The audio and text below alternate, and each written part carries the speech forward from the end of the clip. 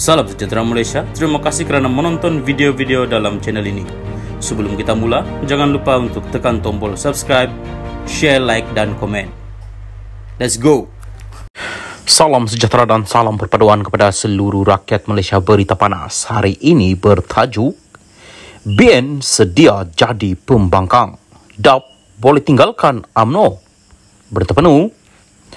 Ahli Majlis Kerja Tertinggi MKT UMNO Isham Jalil membidas bekas ahli Parlimen Damansara dari DAP Tony Phua yang menggelar Barisan Nasional BN sebagai pakatan korup. Menurutnya, Tony Phua disarankan untuk memberi cadangan kepada pemimpin parti DAP supaya meninggalkan UMNO daripada kerajaan perpaduan sekiranya parti itu dilihat terlalu korup. Jika UMNO ini korup dan kotor sangat, tidak perlu tunggu pilihan raya umum ke-16. Sekarang pun kami boleh cadang kepada pimpinan parti tinggalkan UMNO daripada kerajaan perpaduan. Saya okey sahaja jadi pembangkang. Jika tidak kerana tita yang di Pertuan Agong dahulu, UMNO dan BN memang bersedia untuk jadi pembangkang selepas PRU ke-15 tempoh hari. Kamu sedia jadi pembangkang? Katanya di Facebook pada Jumaat. Pada Jumaat, Tony Phua tiba-tiba menggelar BN yang kini bersama Pakatan Harapan PH dalam kerajaan perpaduan sebagai Korup Collection atau Pakatan Kerup. Kenyataan itu disuarakan bekas setiausaha publicity DAP sewaktu berucap pada majlis makan malam mengumpul dana DAP di perkarangan Dewan Bandaraya Petaling Jaya MBPJ dengan label sama turut diberikan kepada Parti Pribumi Bersatu Malaysia selaku sebuah lagi parti nasionalis Melayu. Tony Phua juga menyuarakan harapan supaya PH selepas ini dapat membentuk kerajaan sendiri dalam kalangan komponen gabungan berkenaan tanpa membabitkan UMNO dan BN sekiranya gabungan itu menang dalam PRU akan datang.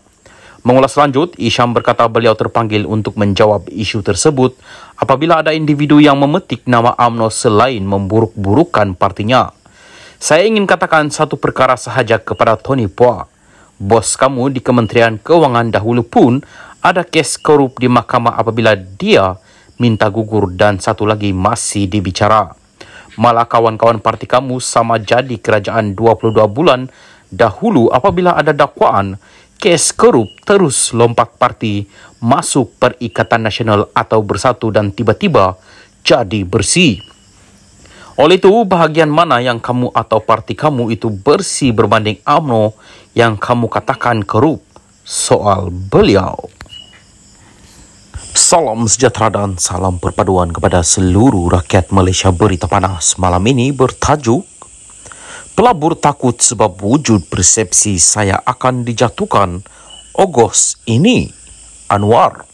Berita penuh. Wujudnya persepsi bahawa kerajaan perpaduan akan tumbang pada Ogos ini telah menyebabkan para pelabur asing takut untuk melabur di Malaysia. Jelas Perdana Menteri Datuk Seri Anwar Ibrahim, walaupun kunjungan Menteri Pengangkutan Anthony Locke ke Hong Kong baru-baru ini dilihat positif, namun ada dalam kalangan pelabur memaklumkan masih melihat kestabilan kerajaan perpaduan selepas dakwaan beliau akan dijatuhkan. Ada orang kata Ogos ini mungkin Anwar akan dijatuhkan, jadi pelabur tunggu Ogos dulu. Ada baiknya, iaitu pelabur lebih yakin dengan saya daripada mereka pihak yang menyebarkan dakwaan kerajaan jatuh. Dia, pelabur, kata kalau Anwar masih memimpin dan kerajaan masih stabil, dia lebih yakin. Tetapi, kalau ganti orang lain, dia tarik balik pelaburan. Ini masalah sikit kepada ekonomi, bukan saya nak kempen untuk kerajaan perpaduan. Tetapi itu kenyataan, katanya pada program Temu Anwar di University Sains Malaysia, Islam Malaysia, USIM, dinilai pada Sabtu.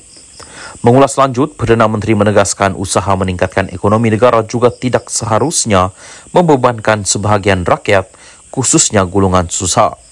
Menteri Keuangan itu berkata, beliau tidak sanggup menarik pemberian subsidi secara drastik seperti dilakukan Indonesia, walaupun tindakan itu boleh memberikan keyakinan kepada para pelabur.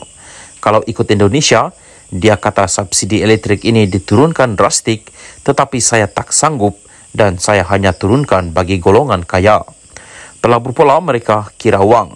Nampak Indonesia lebih berani turunkan subsidi, jadi itu meyakinkan dan dia ingat itu political will. Tetapi fahaman saya pula, falsafah ekonomi tidak begitu.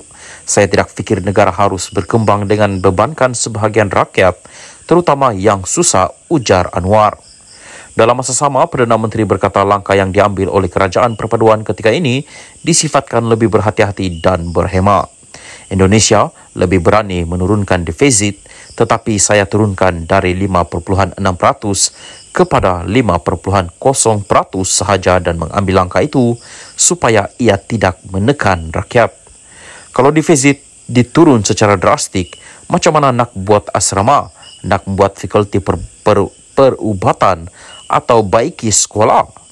Kalau setuju defisit diturunkan drastik, kita tangguh ini semua dan turunkan defisit bagi pelabur masuk. Tetapi saya ambil pendekatan yang lebih manusiawi dan menekankan esan, kata ahli parlimen Tambun itu.